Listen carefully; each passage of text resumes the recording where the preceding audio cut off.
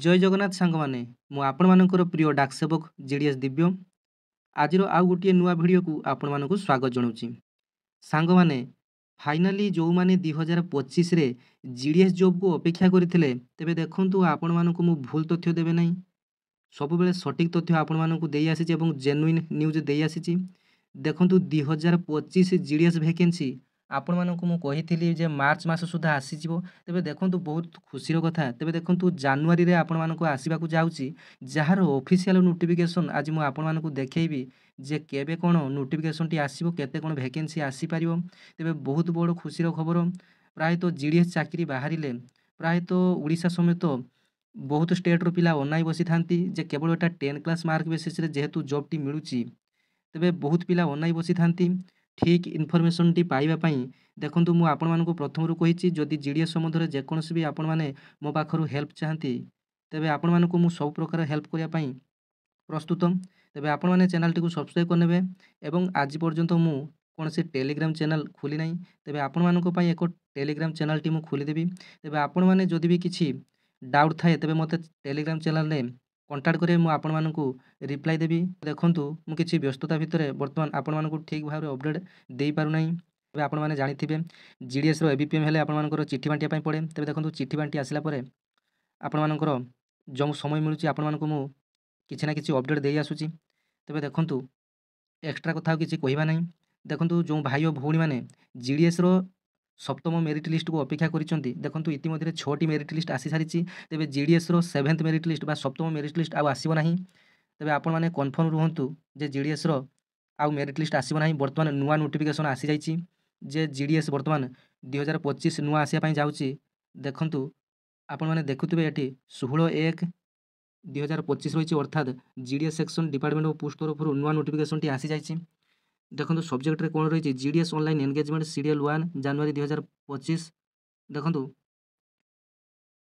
ଆପଣମାନଙ୍କୁ ମୁଁ ଯଦି ସର୍ଟ ଭାବରେ ବୁଝେଇବି, ଦେଖନ୍ତୁ data entry and freezing of the vacancy by the division. ଦେଖନ୍ତୁ ଓଡ଼ିଶାରେ ଆମର ଯେତେ ସବୁ ଡିଭିଜନ୍ ଅଛନ୍ତି, ଯେମିତି Balasore division, Mayurbhanj division, Keonjhar division, Rayagada division, Keonjhar division, ଏମିତି ଯେତେ ସବୁ ଆମର ଡିଭିଜନ୍ ଅଛନ୍ତି, ସେଇ ଡିଭିଜନ୍ ମାନଙ୍କ ଦ୍ୱାରା କେତେ କ'ଣ ଭ୍ୟାକେନ୍ସି ବର୍ତ୍ତମାନ ସୁଦ୍ଧା ଫାଙ୍କା ଅଛି। ତେବେ ଭ୍ୟାକେନ୍ସି ବର୍ତ୍ତମାନ ଅପଡେସନ୍ ହେବ 17/1/25ରୁ 22/1/25 ପର୍ଯ୍ୟନ୍ତ ଭ୍ୟାକେନ୍ସିଟି ବର୍ତ୍ତମାନ ପ୍ରତ୍ୟେକ ଡିଭିଜନ୍ ଭ୍ୟାକେନ୍ସିଟି ଅପଡେସନ୍ କରିବେ। Rechecking data entry approval of circle after freezing the data entry by the divisions. ଦେଖନ୍ତୁ ତାପରେ ଏଟା ଓଡ଼ିଶା ସାର୍କିଲ୍ର କାମ, ଯେତେବେଳେ ସମସ୍ତ ଡିଭିଜନ୍ ଡାଟାଟି ଦେଇଦେବେ ଆପଣମାନଙ୍କର ଓଡ଼ିଶା ସାର୍କିଲ୍କୁ, ତେବେ ଓଡ଼ିଶା ସାର୍କିଲ୍ ତରଫରୁ 23/1/2025ରୁ 24/1/2025 ସୁଦ୍ଧା ଆପଣମାନଙ୍କର ସବୁକିଛି ଡାଟା ଏଣ୍ଟ୍ରି ହେଇଯିବ ଯେ କେତେ କ'ଣ ଓଡ଼ିଶାରେ ଭ୍ୟାକେନ୍ସି, ଜିଡିଏସ୍ର ଭ୍ୟାକେନ୍ସି ଅଛି। ଆପଣମାନଙ୍କୁ ମୁଁ କହି ରଖିବାକୁ ଚାହିଁଛି ଯେ ବହୁତ ସାରା ଭ୍ୟାକେନ୍ସି ଆସିବ ବର୍ତ୍ତମାନ ଜିଡିଏସ୍ରେ। ଏବଂ ଆପଣମାନଙ୍କୁ ମୁଁ କହିଥିଲି ନା ପୂର୍ବରୁ ମୋର ପ୍ରତ୍ୟେକ ଭିଡ଼ିଓରେ ମଧ୍ୟ କହିଥିଲି ଯେ ଓଡ଼ିଶାରେ 300ରୁ ଅଧିକ ନୂଆ ଡାକଘର ଖୋଲିବାକୁ ଯାଉଛି। ତେବେ ବହୁତ ସାରା ଭ୍ୟାକେନ୍ସି ଆସିବାକୁ ଯାଉଛି। କେଉଁଠି କ'ଣ ଆପ୍ଲାଏ କରିବେ ଆପଣମାନେ ଯଦି ଜାଣିପାରୁନାହାନ୍ତି, ଦେଖନ୍ତୁ ଆପଣମାନେ ଆପ୍ଲାଏ କରିବା ପୂର୍ବରୁ ଥରଟେ ଏ ବର୍ଷର କଟ୍ ଅଫ୍ କେଉଁଠି କେତେ ଗଲା ଆପଣମାନେ ଏବଂ କେତେ କ'ଣ ଭ୍ୟାକେନ୍ସି ଥିଲା ଆପଣଙ୍କର କାଷ୍ଟ ଅନୁଯାୟୀ ଆପଣ ଥରଟିଏ ଦେଖିନେବେ। ଏବଂ ଯଦି ଆପ୍ଲାଏ କରିବା ବେଳେ କେଉଁଠି କ'ଣ ଆପ୍ଲାଏ କରିବେ ଜାଣିପାରୁନାହାନ୍ତି, ତେବେ ଆପଣମାନେ ମୋତେ କଣ୍ଟାକ୍ଟ କରିପାରିବେ। ତେବେ ଦେଖନ୍ତୁ ଇସ୍ୟୁ ଅଫ୍ ଅନଲାଇନ୍ ନୋଟିଫିକେସନ୍, ଦେଖନ୍ତୁ ଯେଉଁଟାକି ସବୁଠାରୁ ଖୁସିର ବିଷୟ ହେଲା ଜିଡିଏସ୍ର ନୋଟିଫିକେସନ୍ ଆପଣମାନଙ୍କର 29/1/2025ରେ ଆସିବାକୁ ଯାଉଛି। ଆପଣମାନେ ଲେଖି ରଖନ୍ତୁ ଯେ ଜିଡିଏସ୍ ଜବ୍ଟି ଆପଣମାନଙ୍କର ଯେଉଁ ନୋଟିଫିକେସନ୍ଟି ଆସିବ, ଦେଖନ୍ତୁ ଆପଣମାନଙ୍କର 29/1/2025ରେ ଜିଡିଏସ୍ ନୋଟିଫିକେସନ୍ଟି ଆସିବାକୁ ଯାଉଛି। ତେବେ ଆପଣମାନଙ୍କୁ ଏଇ ଜିଡିଏସ୍ର ଯେଉଁ ଇନଫର୍ମେସନ୍ ଆପଣମାନଙ୍କୁ ସବୁବେଳେ ମୁଁ ଜେନୁଇନ୍ ଭାବରେ ଦେଇ ଆସିଛି। ତେବେ ଦେଖନ୍ତୁ ଆପଣମାନଙ୍କର ବହୁତ ସାରା ୟୁଟ୍ୟୁବର କହୁଥିଲେ ଯେ ଅଲରେଡ଼ି ଆପଣଙ୍କର ଆସିଯାଇଛି କି ଆସିବ, କିନ୍ତୁ କେବେ ଆସିବ କେହି କହିନଥିଲେ। ତେବେ ମୁଁ କହିଥିଲି ଯେ ମାର୍ଚ୍ଚ ସୁଦ୍ଧା ଆପଣମାନଙ୍କର ଆସିଯିବ, ଯାହାକି ମୋ ପାଖରେ ଡାଟା ଥିଲା। ତେବେ ଦେଖନ୍ତୁ ଜାନୁଆରୀ ଲାଷ୍ଟକୁ ଅର୍ଥାତ୍ ଜାନୁଆରୀ 29ରେ ଆପଣମାନଙ୍କର ଏଇ ଜିଡିଏସ୍ର ଫୁଲ୍ ନୋଟିଫିକେସନ୍ଟି ଆସିବ, ଅର୍ଥାତ୍ ଆପଣମାନଙ୍କର କେତେ କ'ଣ ଭ୍ୟାକେନ୍ସି ଅଛି, କେଉଁଠି କ'ଣ ଭ୍ୟାକେନ୍ସି ଅଛି, ତେବେ ଡିଟେଲ୍ ନୋଟିଫିକେସନ୍ଟି ଆସିବ। ତେବେ ଏହା ଉପରେ ଆଉ ଏକ ସମ୍ପୂର୍ଣ୍ଣ ଭିଡ଼ିଓଟି ମୁଁ ଆପଣମାନଙ୍କ ପାଇଁ ତିଆରି କରିଦେବି। ଦେଖନ୍ତୁ ବର୍ତ୍ତମାନ ରାତି 12:22 ହେଲାଣି। ଦେଖନ୍ତୁ ମୁଁ ଆପଣମାନଙ୍କ ପାଇଁ ଅପଡ଼େଟ୍ଟି ଆସିଥିଲା ସନ୍ଧ୍ୟା 7ଟା ବେଳେ। ତେବେ କିଛି ବ୍ୟସ୍ତତା କାରଣ ପାଇଁ ମୁଁ ଭିଡ଼ିଓଟି ବନେଇ ପାରିନଥିଲି। ତେବେ ଦେଖନ୍ତୁ ବର୍ତ୍ତମାନ ରାତି 12:30 ମଧ୍ୟ ହେଲାଣି। ଆପଣମାନଙ୍କୁ ପ୍ରଥମେ ଅପଡ଼େଟ୍ ଦେବି ବୋଲି ଭାବି 12ଟାରେ ମଧ୍ୟ ଆପଣମାନଙ୍କ ପାଇଁ ଭିଡ଼ିଓଟି ବନଉଛି। ତେବେ ଆପଣମାନେ ନିହାତି ଭାବରେ ଚ୍ୟାନେଲଟିକୁ ସବସ୍କ୍ରାଇବ୍ କରିନେବେ, ପାଖରେ ଥିବା ଘଣ୍ଟି ଚିହ୍ନଟିକୁ ଦବାଇ ଅଲ୍ ନୋଟିଫିକେସନ୍ରେ ସେଟ୍ କରିଦେବେ। ତେବେ ଜିଡିଏସ୍ ସହିତ ଓଡ଼ିଶାରେ ଯେକୌଣସି ବି ଜବ୍ ଆସୁଛି ଏହି ଚ୍ୟାନେଲ ମାଧ୍ୟମରେ ଆପଣମାନେ ସବୁକିଛି ଅପଡ଼େଟ୍ ପାଇପାରିବେ। ତେବେ ଦେଖନ୍ତୁ ଆଉ କ'ଣ ସବୁ ଏଇ ନୋଟିଫିକେସନ୍ରେ ରହିଛି ଡିଟେଲ୍ସ ପଢ଼ି ନେବା। To be announced vacancy arising between 1/7/24ରୁ 31/12/24 ମଧ୍ୟରେ due to death resignation, transfer, discharge include voluntary discharge, termination, removal, dismissal, discriminatory ground, promotion, long term deputation. ଦେଖନ୍ତୁ ଏଠାରେ ସେ କୁହାଯାଇଛି ଯେ ବର୍ତ୍ତମାନ 1/7/24ରୁ 12 ଆମର 31/12/24 ମଧ୍ୟରେ ଯେଉଁମାନେ ଡେଥ୍ କରିଯାଇଥିବେ କିମ୍ବା ରିଜାଇନ୍ ଦେଇଥିବେ କିମ୍ବା ପ୍ରମୋସନ୍ ପାଇଁ ଅନ୍ୟ ଜବ୍କୁ ପଳେଇ ଯାଇଥିବେ କିମ୍ବା ଟ୍ରାନ୍ସଫର ନେଇଥିବେ କିମ୍ବା ଆପଣମାନଙ୍କର ଭଲୁଣ୍ଟାରୀ ଯେଉଁ ଡିସଚାର୍ଜ ନେଇଥିବେ କିମ୍ବା ଆପଣମାନଙ୍କର IPEBକୁ ଯଦି ଡେପୁଟେସନରେ ଯାଇଥିବେ କିମ୍ବା ଯେକୌଣସି ଇଏ ପାଇଁ ଆପଣମାନେ ଯଦି GDSରୁ ରିଜାଇନ୍ ଦେଇଥିବେ, ତେବେ ଦେଖନ୍ତୁ ସେହି ଯେଉଁ ପଦବୀ ଗୁଡ଼ାକ ଫାଙ୍କା ରହିଲା, ତେବେ ବର୍ତ୍ତମାନ ଆପଣମାନଙ୍କର ନୂଆ ଭେକେନ୍ସି ଆସିବା ପାଇଁ ଯାଉଛି। ତେବେ 2024ରେ 2500 ପାଖାପାଖି ଭେକେନ୍ସି ଆସିଥିଲା ଏଇ GDSରେ ଓଡ଼ିଶା ସାର୍କିଲ୍ ପାଇଁ। ତେବେ ଏଥର ମଧ୍ୟ 3000ରୁ 3500 ଭେକେନ୍ସି ଆସିବା ପାଇଁ ଯାଉଛି। ପୁଣି ଆପଣମାନେ ଅପେକ୍ଷା କରିଛନ୍ତି ଯେଉଁ GDS ଜବ୍ଟିକୁ କେବଳ 10ମ ଶ୍ରେଣୀ ମାର୍କ ବେସିସ୍ରେ।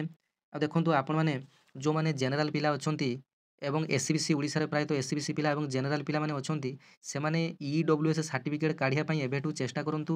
ତେବେ ଆପଣମାନଙ୍କୁ ମୁଁ ପ୍ରାୟତଃ ପ୍ରତ୍ୟେକ ଭିଡ଼ିଓରେ କହିଛି EWS ସାର୍ଟିଫିକେଟ୍ କାଢ଼ିବା ଫଳରେ ଆପଣମାନଙ୍କର 2% 3% ଅଳ୍ପ କଟଅଫ୍ରୁ ଯାଉଛି। ଦେଖନ୍ତୁ ଜେନେରାଲ ପିଲାମାନଙ୍କ ପାଇଁ ସେମିତି କିଛି ରିଜର୍ଭେସନ୍ ଯେକୌଣସି ଚାକିରିରେ ନଥାଏ। ତେବେ ଦେଖନ୍ତୁ EWS ହେଲେ ଆପଣମାନଙ୍କ ପାଇଁ କିଛି ପ୍ରତିଶତ ଛାଡ଼ ମିଳିପାରେ।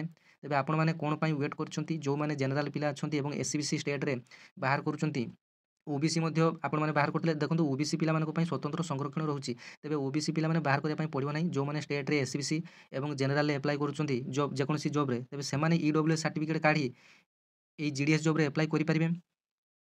ତେବେ EWSରେ ଆପ୍ଲାଏ କରିବା ଫଳରେ ଆପଣମାନଙ୍କର ଅଳ୍ପ ପରସେଣ୍ଟେଜରୁ ବି ମଧ୍ୟ ହୋଇଯାଇଥାଏ। ଯେମିତି 85, 86ରୁ ମଧ୍ୟ EWSରେ ପକେଇଲେ ଯେମିତି ଆପଣମାନଙ୍କର କଳାହାଣ୍ଡି, କୋରାପୁଟ ଏରିଆରେ ମଧ୍ୟ ହୋଇଯାଉଛି। ରିସେଣ୍ଟଲି ଜଣଙ୍କର 85, 86ରେ ମଧ୍ୟ EWSରେ ବହୁ ଜଣଙ୍କର ହେଇଥିବାର ନଜିର ଅଛି ଏବଂ ଆମ ଘର ପାଖରେ ଜଣେ ପିଲାଙ୍କର ମଧ୍ୟ ଆମର ରିଲେଟିଭରେ ଜଣଙ୍କର 86 ପଏଣ୍ଟ କେତେ ଥିଲା, ତାଙ୍କର EWSରେ ମଧ୍ୟ ଢେଙ୍କାନାଳରେ ହେଇଛି। ତେବେ ଦେଖନ୍ତୁ, ତେବେ ଆପଣମାନେ କମ୍ପ୍ୟୁଟର ସାର୍ଟିଫିକେଟ୍ ମଧ୍ୟ ଗୋଟିଏ ଗୋଟିଏ କାଢ଼ି ରଖିଥାନ୍ତୁ। ତେବେ ଯେଉଁମାନେ ବି କମ୍ପ୍ୟୁଟର କରିନାହାନ୍ତି, ତେବେ କମ୍ପ୍ୟୁଟର ବି 3 ମାସିଆ କୋର୍ସ ମଧ୍ୟ ବି କରିହେଉଛି। ଦେଖନ୍ତୁ ଏଇ GDS 29 ତାରିଖରେ ବାହାରିବ। ତେବେ ଆପ୍ଲାଏ କରିବା ପାଇଁ ପ୍ରାୟତଃ ମାସେ ସମୟ ଦେଇଥାଏ। ତେବେ ଆପଣମାନେ ଚାହିଁଲେ ଇତିମଧ୍ୟରେ କମ୍ପ୍ୟୁଟର ସାର୍ଟିଫିକେଟ୍ ମଧ୍ୟ ଗୋଟେ କାଢ଼ିପାରିବେ। ତେବେ କମ୍ପ୍ୟୁଟର ସାର୍ଟିଫିକେଟ୍ ଆପଣମାନଙ୍କର ରହିବା ମାଣ୍ଡାଟୋରି। ଯେହେତୁ ଆପଣମାନଙ୍କର ଆପ୍ଲାଏ କରିବା ପାଇଁ କମ୍ପ୍ୟୁଟର ସାର୍ଟିଫିକେଟ୍ ମାଗେ ନାହିଁ। ଆପ୍ଲାଏ କରିବା ପାଇଁ କେବଳ ଆପଣମାନେ 10 କ୍ଲାସ୍ ଫଟୋ ଏବଂ ଆଧାର କାର୍ଡ଼ରେ ଆପଣମାନେ ଆପ୍ଲାଏ କରିଦେବେ। କିନ୍ତୁ ଯେତେବେଳେ ଆପଣମାନଙ୍କର ଡକୁମେଣ୍ଟ ଭେରିଫିକେସନ୍ ବେଳେ କମ୍ପ୍ୟୁଟର ସାର୍ଟିଫିକେଟ୍ ଆପଣମାନଙ୍କର ନିହାତି ଭାବରେ ସେମାନେ ଦେଖିବେ। କମ୍ପ୍ୟୁଟର ଏକ୍ସପିରିଏନ୍ସ ନଥିଲେ ମଧ୍ୟ କେବଳ କମ୍ପ୍ୟୁଟର ସାର୍ଟିଫିକେଟ୍ ସେମାନେ ଗୋଟିଏ ଦେଖିବେ ଯେ ଆପଣମାନଙ୍କ ପାଖରେ ଗୋଟେ କମ୍ପ୍ୟୁଟର କାଗଜ ବା ସାର୍ଟିଫିକେଟ୍ ଅଛି ବୋଲି। ତେବେ ସାଙ୍ଗମାନେ ରାତି ମଧ୍ୟ ବହୁତ ହେଲାନି, ସକାଳୁ ଉଠିଲେ ପୁଣି ଡ୍ୟୁଟି। ତେବେ ଆପଣମାନଙ୍କ ପାଇଁ ଏଇ ଇନଫର୍ମେସନ୍ଟି ଥିଲା ବା ଅପଡ଼େଟ୍ଟି ଥିଲା, ଆପଣମାନଙ୍କୁ ମୁଁ ଦେଲି। ତେବେ ଏହା ଉପରେ ଏକ ସମ୍ପୂର୍ଣ୍ଣ ଆଉ ଗୋଟିଏ ଭିଡ଼ିଓଟି ତିଆରି କରିବା ଆଉ 2-3 ଦିନ ପରେ, ଏବଂ ସମସ୍ତ ସାଙ୍ଗମାନଙ୍କୁ ସେୟାର କରିଦେବେ ଯେଉଁମାନେ 2025ରେ GDS ଜବ୍କୁ ୱେଟ୍ କରିଥିଲେ। ସବୁକିଛି ଜେନୁଇନ୍ ଇନଫର୍ମେସନ୍ ପାଇବା ପାଇଁ GDS ସମ୍ବନ୍ଧରେ ଆପଣମାନଙ୍କର BPMର କାମ କ'ଣ, ABPMର କାମ କ'ଣ, ସାଲାରୀ କେତେ, GDS ଜବ୍ର ପ୍ରୋଫାଇଲ୍ କ'ଣ ରହିଛି, ସବୁକିଛି ଡିଟେଲ୍ସ ଆପଣମାନଙ୍କୁ ମୁଁ ପୂର୍ବରୁ ଭିଡ଼ିଓ ମାଧ୍ୟମରେ ମଧ୍ୟ କହିନାହିଁ।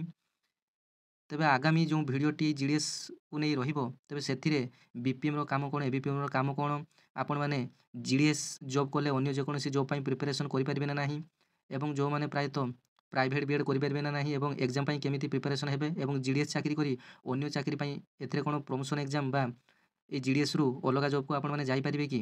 ସବୁକିଛି ଡିଟେଲ୍ସ ଆଉ ଗୋଟିଏ ଭିଡ଼ିଓ ମାଧ୍ୟମରେ ଆଲୋଚନା କରିବା। ତେବେ ଆଜି ପାଇଁ ରହୁଛି। ଧନ୍ୟବାଦ। ଜୟ ଜଗନ୍ନାଥ।